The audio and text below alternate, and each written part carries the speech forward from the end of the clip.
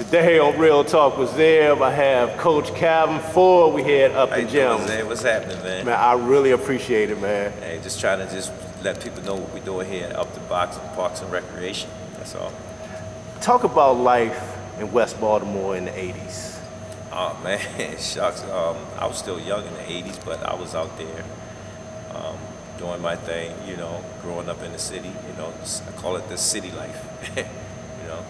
How did things change over time to where it was a point where you saw the drug scene really hit West Baltimore? I mean, the drug scene's always been there, you know, before I was even born.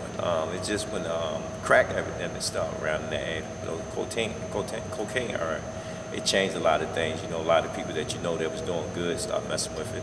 They start falling to the wayside, you know, and whatnot. Now, one of the things with you, you did get involved with the street life. Yes, I did. Served federal time. What did you learn from that experience? Well, what I learned from that experience, you know, that black people ain't the only one breaking law. Going into the feds, you see all types of people locked up in the feds, but then I understand that it was bigger. And then as I got older and started doing research and reading this stuff, you get what I'm saying? And I look at it, if it's not enough jobs in the United States, you know what I'm saying? And you got to keep people busy. We're not bringing the drugs over here. So, you know, let's get to our streets. Guys got to make a living to survive. So it's still going on today. One of the things that you learned in prison was boxing. Well, I didn't actually say I learned boxing in prison. Not boxing, it was a particular Dominican gentleman that you couldn't remember his name, that taught you what you learned to help the boxers today. But what really got me inspired was Reggie Gross, one of my co-defendants. He fought Mike Tyson and whatnot. And when I used to be over city jail with him, he said, man, you should box one day. And I said, man, I ain't trying to box. I just do this to stay in shape. And when I went to the feds, I met this Dominican. He said the same thing and was training me all the time. I wish I could remember his name, but I always remember his face and whatnot. That when we was up school kill, and he told me out, and he said the same thing. He said, man, you can go. So when I came home and started my life off, my little nephew and my son was in the basement boxing when I bought my first house. And I asked my cousin, who taught them how to box? Then we went to Books Before Books, UMaw Boxing, tried to put them in the program. And another friend of mine that we used to hustle together said it was a gym over East Baltimore that Merrill Miley opened up for Hassan Rockman when he won the title. That's where I'm at. Yeah, it was actually during that time, he was actually supposed to be like the mayor of boxing for Baltimore during that time. Yeah, Hassan Rockman was going to, the city, Parks and Recreation had a plan through Mayor O'Malley, because he liked the boxing, to put a boxing gym in each corner of the city, east, west, north, and south. And try to start something with that, you know. And that fell through because Hassan Rockman left to go to Vegas and whatnot. Thanks, Rock. I was about to say, was that your opportunity at that time? It was, I said it was a God's will to give me that opportunity, because it gave me a chance to step in and do what I was doing with the kids and whatnot. And this is where I'm at here now. You know, for people that don't know, the character Cuddy on The Wild was based off of your life. Right. How did that all come about, to them talking to you about that? Well, again, I was in the streets, and one of the lieutenants that was one of the writers seen one of the articles when I won my first national with Ramon Manning. It said, Calvin home, CCO home. And he seen all the works that we was doing in the city and whatnot. He came past and sit down and talked to me. And next thing I know, that was going on and whatnot. So, you know, and me and Cuddy still talk. We still talk. Dennis, we still talk. We just was in Vegas together at the Gervonta fight. You know, he came and hung out with us and whatnot. You know, shot some ideas at me and everything. You know, he stayed in contact with me on Facebook and whatnot. Speaking of Gervonta, how does it feel to have a world champion and the youngest living professional title holder? It feels great because we had a lot of great fighters before him that was actually making that journey. And he seen their process and their pitfall of the streets. You know, he watched guys that was real good got killed. He watched guys that was real good doing a whole bunch of time. So he actually had a first hand on seeing what was really going on around him. and he stuck with it, and that's why he's where he at today. Has there ever been situations or times where you lost youth to the streets? Oh yes, I lost Angelo Ward, fought Danny Garcia, fought Terrence Crawford. And to the day, Terrence Crawford said, they said, Coach, that's the kid that gave me the best record in the Golden Gloves, you know what I'm saying? And Angelo, he was real good. We lost Ronald Gibbs. Ronald Gibbs got stabbed up when we was going actually to a tournament of Vegas, Jersey. We lost several kids, you know, due to violence in the street and whatnot. But again, it's based on what choices they take, you know. And that made me change my methods. When those losses come about, how does it affect you mentally? It affects you. I mean, like right now, like my son, he got killed, not here in Baltimore, but in Jersey from the street violence. It affects you a lot, because right now I still think about Rock. Rock would have been the first youngin', would have turned pro. Good grades, you know, got into some trouble himself, but he straightened his life out. I mean, it's hard, but then you have to understand the decision makings that they make, and the peer pressure and pressure that's, you know, in their neighborhood that cause them to make wrong decisions. And it happens. It happens to adults, you know, struggling to, you know, make ends meet or to survive, or you know, they see an opportunity, you know, and that's what happened to them. But it hurts, you know, but we overcome it, you know, try to do best. It makes us better. That's the way I look at it. They life lessons. It makes us better on dealing with the next future. Kids is coming up. Speaking on that, with the youth, you know, we have troubled youth, but sometimes, you know, people put tags on them.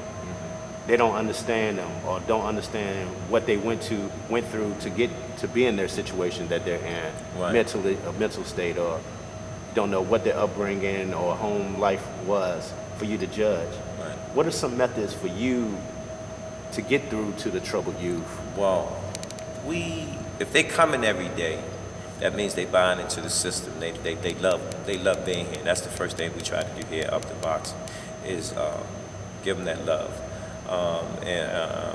Once we get to know them, they start opening up, start talking about situations that's happening in their life, and we just try to give them the resources to help them to operate in society. And all of them want some love. They just want some guidance.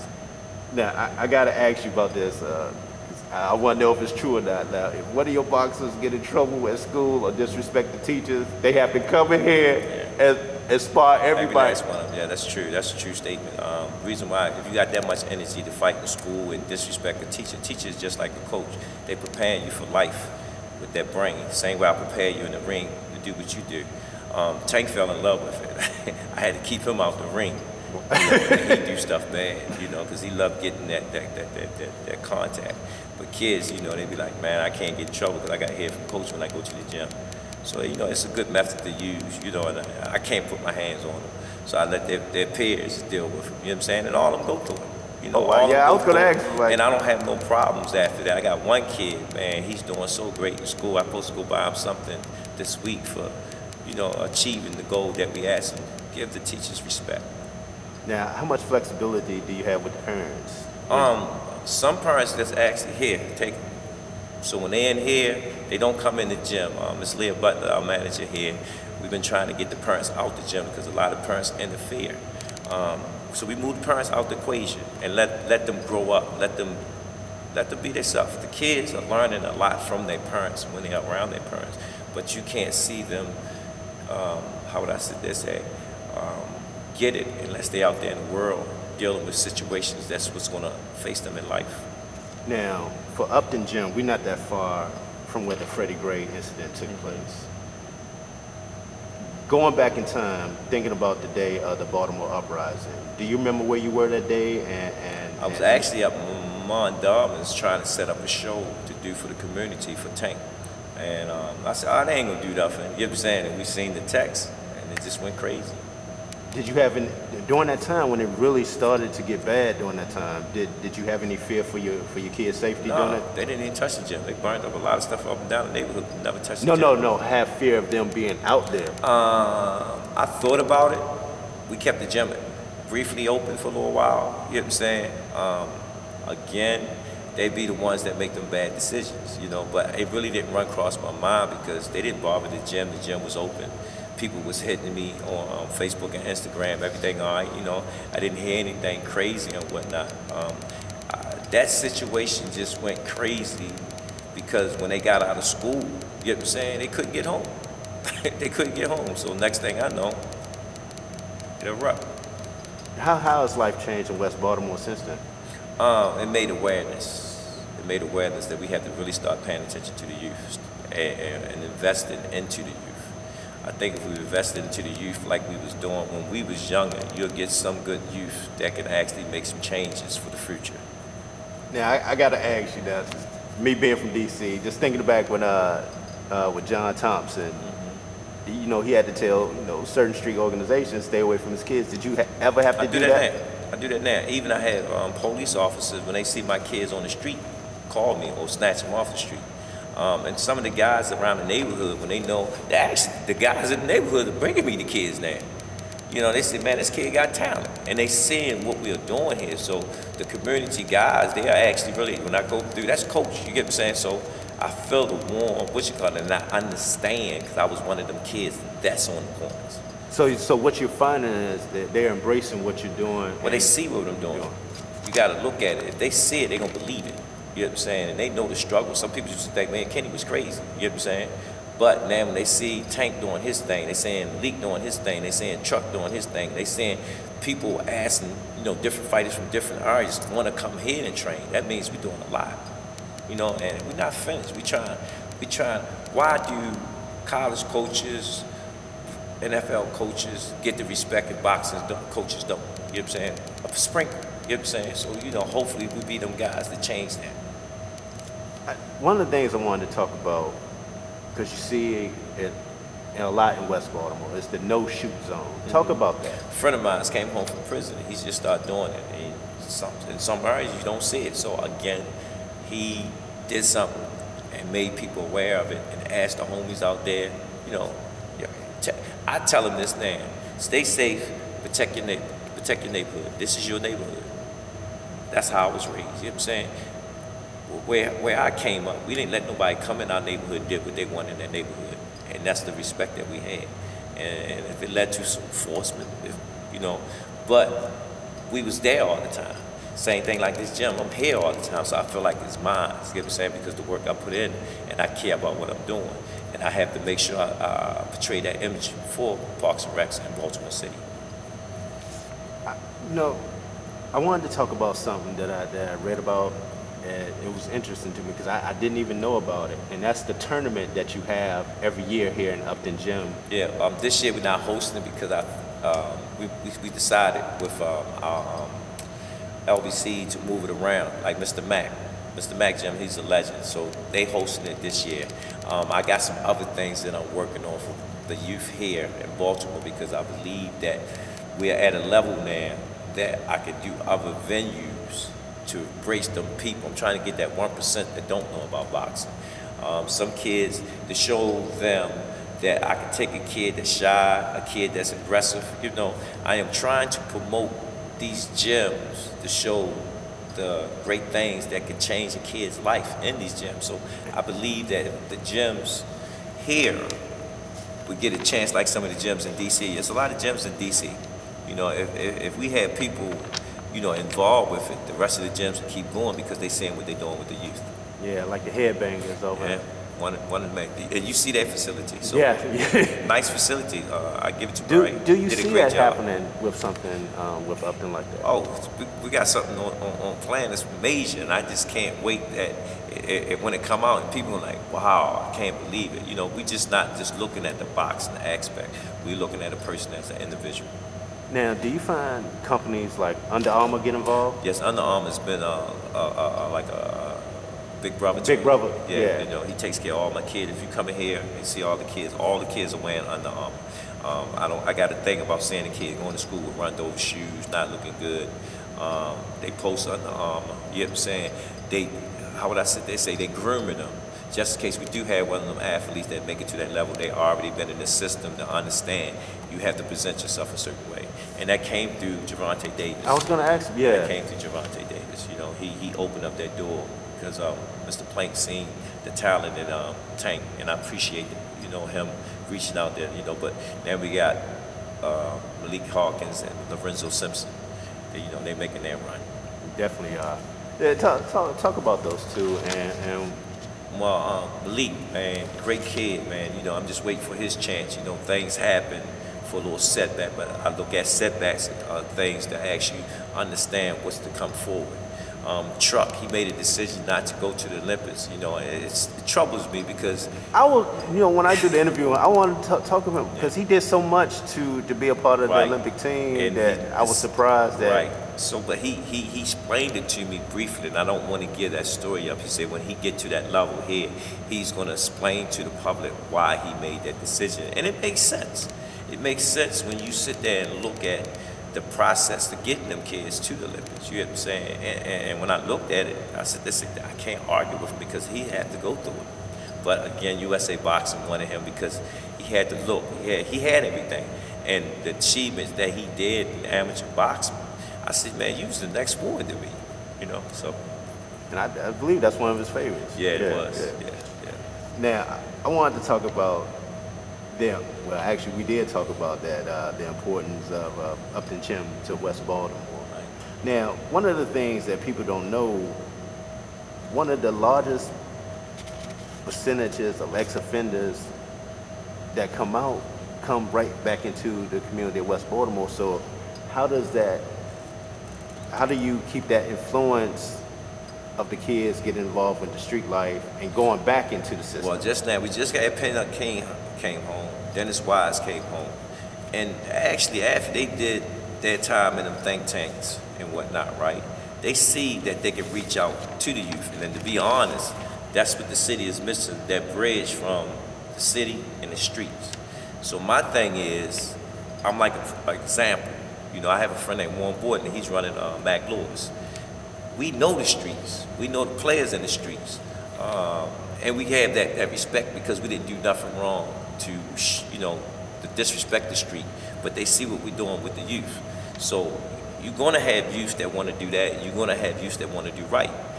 When they recognize that, send them to us. Because they know about them pitfalls, what's going to happen, how it's going to happen. And maybe we can make some changes with them to actually make them great citizens and whatnot.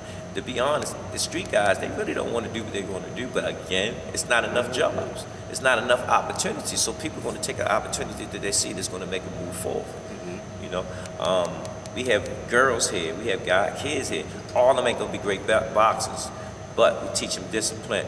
We teach them how to carry out instructions. We teach them how to listen. We teach them how to stay on track with deadlines. You got this coming up. Pay attention to this. Pay attention to your surroundings. To have them firm, actually to know what's going on. And again, I can't wait to this next second coming and see that what type of athletes that we're going to bring out of this gym. So what are you hearing from people around the country about Upton now? That everything, you know, and thanks to Gervonta and Cash is our heavyweight. He was from Baltimore, but he went away and came back. Thanks to them guys, they letting the people know what we're doing here. You know, it's like a family, but we ain't finished there. I just can't wait to they embrace what we are trying to do. We're trying to set up a hub where everybody can come and get that same type of training, but we have systems in place to work with the youth. Now, just thinking back over your life and seeing some of the changes that you made and some of the countless young men's lives that you touch, what would you like for your legacy to be? Oh, I want to leave my legacy. I want to be able to leave something where it can keep going. Mr. Mack did it. All the African black coaches that came out of Baltimore came to Mr. Mack. I didn't come through Mr. Mack, but I was around Mr. Mack guys, so I was just like I'm a part of Mr. Mack. I met Mr. Mack one time. So my next goal is to be the next Manuel Stewart. That's that. Nobody talked about that next coach. But the difference between me and him, he was good at boxing. I want to be good at changing life because I'm one of them kids that's from the streets. And I understand we need help. You hear what I say? We need help. We need guidance. We need resources. You get what I'm saying? And we need to market that. We need to challenge that so the world and the people can see that you can make a difference. That's, you know, that's one of the things that you talk about, life after boxing, because a lot of times people really don't know what they want to do with their life after they hang it up. That's all you got to do is just look at what you did in boxing. I tell Tank all this there. I said, what made you money? Boxing. So put your money into boxing. Put your money into the youth. Great point. That's a great point. Open up a gym. You know what I'm saying? Do some things for the youth. Be involved with the people in the city that's being involved with boxing. And they the ones that's going to help you grow. Now, one of the things you see in D.C. was the gentrification of D.C. You know, started out in the downtowns. Then it eventually moved into the neighborhood. It's happening here. Do you see that here? Yeah, I see it. Look at the luxury homes that they're putting up. I'm trying to figure out where all these people going to pay for this. Where's the... I live in Lexington Terrace. I went down there and they put a whole, I don't know if University of Maryland did it, but they put a nice complex there. And I'm saying, wow, in the hood? And I hear about some of the plans, what they plan to do in this area, in Upton and the Sandtown. All right, they serious about it. You figure the next 10 years, you know.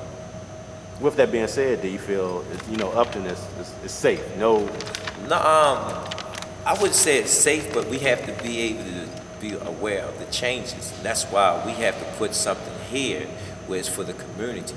And that's why one of the things you said, you want to make it a hub. We want to make it a hub where the kids come. And they have no choice but to keep it around. Right. And that's what the goal is. That's what the goal is, when you can't move it. You know, because we're going to keep striving. We're going to keep pushing. We're going to keep making people over the world know, like, yo, I heard about that gym. You know, and it's from the actions of the guys and the girls that's here. And it's just not going to be boxing either. Watch. Just sit back and watch. Like, Daddy came from out of Upton. We always had one girl in the play. She sang and whatnot, but she wasn't strong enough for the part. And that was a lesson for her, to work more harder at what you're trying to do in life. Now, speaking of that, one of the things I like to talk about on Real Talk with Zeb is life lessons and how people can overcome when they go through harsh and tough times. What's one of the toughest things that you've dealt with in life, and how did you overcome it? Finance. Doing what I want to do for these kids. You know, I get flashbacks. You know what I'm saying? Life is just like a habit. You know what I'm saying? But I have to remind myself that I'm here for the kids. It's not about me, and it works out. It works out. I just let it take its course. You know, it's so much stuff. I say, me and Coach, we be here laughing. He said, Calvin, he said, if you hit the mega ball right now, what would you do all of it? I say, spend it all, because I ain't gonna take it to my grave. He said, what you been spending it into? Boxing. I would spend all of it in boxing. I would make sure my good. But everybody around me, I would make boxing the way I want it to be, the vision that I see it. Speaking of that, would you like to see a world title defense in Baltimore? That's going to happen, thanks to my guy Al and other people that's involved. You know, again, it's going to happen. And you hear that? It's going to happen because the fighters want it to happen. You know, and we all about making history. You know, so it's going to happen. I just, you know, just keep grinding. It's going to happen. When is Truck's next fight?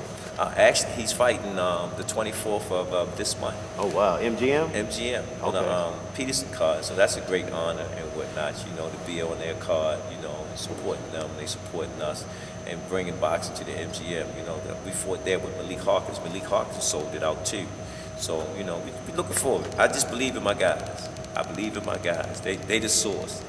They the source. I really appreciate your time today, Coach Calvin, on Real that. Talk with Zeb. And soon, we're going to hear from Truck and Gervonta, man, coming soon. Just want to let people know. Thank you. I really appreciate your time, Coach. Appreciate you.